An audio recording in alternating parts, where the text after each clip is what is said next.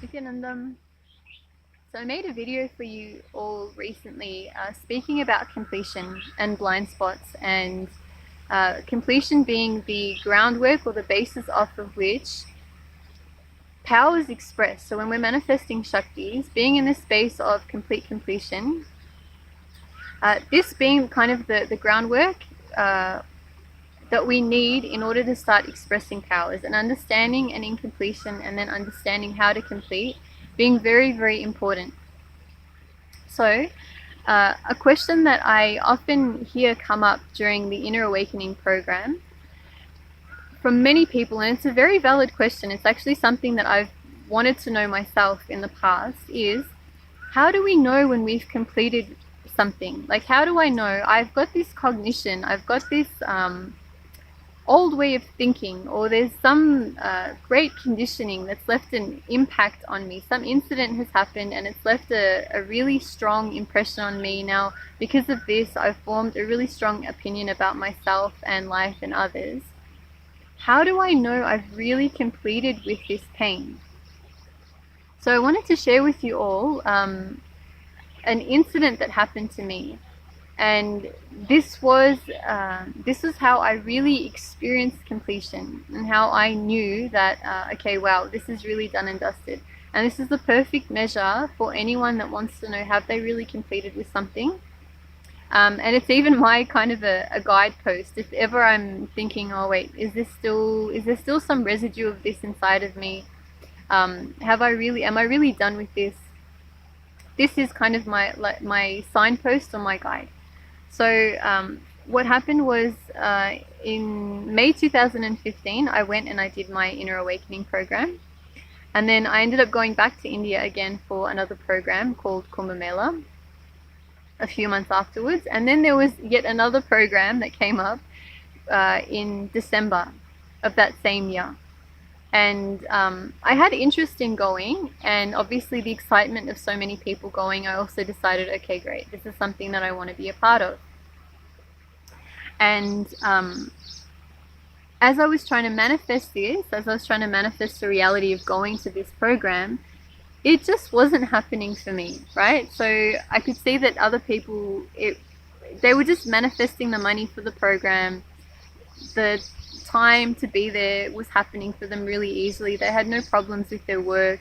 See, I had a lot of constraints. It was time off work, the financial aspect, many things were there which are kind of like, it made it feel like it's an impossibility for me to get there. Whereas others, even though they had also been to programs recently, were just somehow managing to manifest it. They were able to get time off work, even though they had been on holidays not too long ago, and all of these things were happening for them. And then I started to feel as if it brought up a massive incompletion in me, where it brought to light that I really started to feel that life was not supporting me. So there's something that I'm really wanting to do, and I know that anything and everything is possible, and I can see that people around me are able to just make it happen for themselves, but I'm not able to do it for me. And it made me really feel like, okay, life isn't supporting what I want. I really want something for myself, but it's not happening. And then this cognition was so strong. I could see, like, there was a period of time where I was unemployed for a very big chunk of time. And every job I applied for, the dream jobs, the crappy jobs, just for the sake of, earning money, because I was kind of getting to that point of not desperation, but I needed to live, and I needed things for myself, and it was just getting frustrating that I couldn't do all that I wanted to do at that point in time that I really needed the money for. So it brought up all of these things where I could see, hey, you know what, life really hasn't been supporting me where I've really needed it. And I couldn't break out of this cognition. I could not shift out of it. All I could see and focus on was all of the times where I felt unsupported by life. And then I was sitting in the Melbourne temple. We have a beautiful temple, Ardinam, in Melbourne, Australia, which has the most beautiful deity of Swamiji. So it's a life-size deity of Swamiji, and it's been given prana pratishta, which is a Vedic ceremony which only an enlightened master and an incarnation can give, which actually many priests do in temples, but Swamiji can do it with just a look or a touch or even his breath alone. It infuses life energy into the deity. And many times, just by sitting with Swamiji's deity, just by expressing a wish or a thought, somehow it's been able to manifest so quickly for me. So I was sitting with another Sangha member, and she could see that I was stuck with this cognition, and we knew that I had to break out of it, because while I'm stuck in this belief that life isn't supporting me, guess what I'm going to keep manifesting is the reality that life is not supporting me. But no matter which way I was looking at this thing, I could not, there was no light around this cognition to show me otherwise. It was just so stuck that I didn't know what else to do. So I remember sitting with Swamiji's deity, and I made the sankalpa, or the strong intention that I'm breaking this cognition. Come what may, I need to find some way to see out of this, because it was so ingrained in me. And so as I was sitting and contemplating, just feeling sullen, and obviously see a strong idea that life isn't supporting you will have a strong, there's a weight of emotion that resides on you and inside of you because of it. There's a heaviness. It's not a pleasant, obviously it's not a pleasant cognition, and it's not a pleasant idea. So all of the emotional weight of that was just sitting inside of me. And but I was absolutely resolute that yes, I'm going to break this. And then all of a sudden, while I was just sitting there, I remembered one incident where I was I was unemployed. It was during that time where I was really struggling to find a job. But I was thinking, it just clicked to me that I didn't have my own vehicle at that point in time. It's another thing that I was really focusing on, was that I wanted a car, but I didn't have a car to get me from A to B. And I didn't even have the money to kind of like put a deposit on for a vehicle or anything like that, but it's something that I wanted. So even though I didn't have my own personal vehicle, yeah, there was a car there that I could use to get me from A to B. I never had to really even walk very far for anything that I wanted. If I needed to do anything at any point in time, there was a car that was always there, and it always had petrol because it was someone else's. It was their responsibility, and they were taking care of it. And they never denied me access to this. So the moment that I could see this, a light started to like kind of creep into this cognition that life doesn't support me. And then I remembered this incident where, I was unemployed, so I was basically, I was in the house and I wasn't doing anything.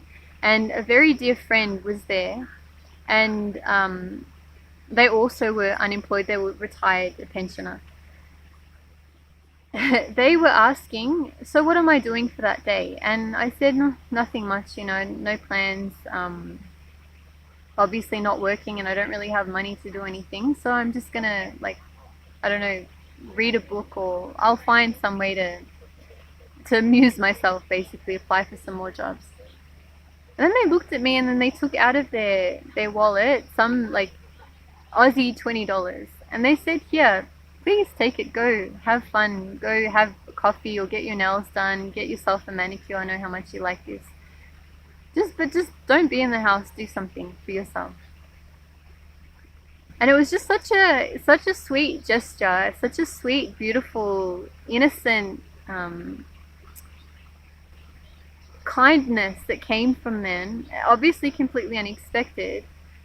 And it moved me, right? This whole thing moved me. I felt like, oh my goodness, this is so sweet. They don't have to do this. They're not getting anything out of it other than seeing me get out of this this kind of a rut that I'm in. The moment that I could see this incident, I saw, my God, life is supporting me. I was unemployed and I had a roof over my head. I could spend the whole day reading a book if I wanted to read a book.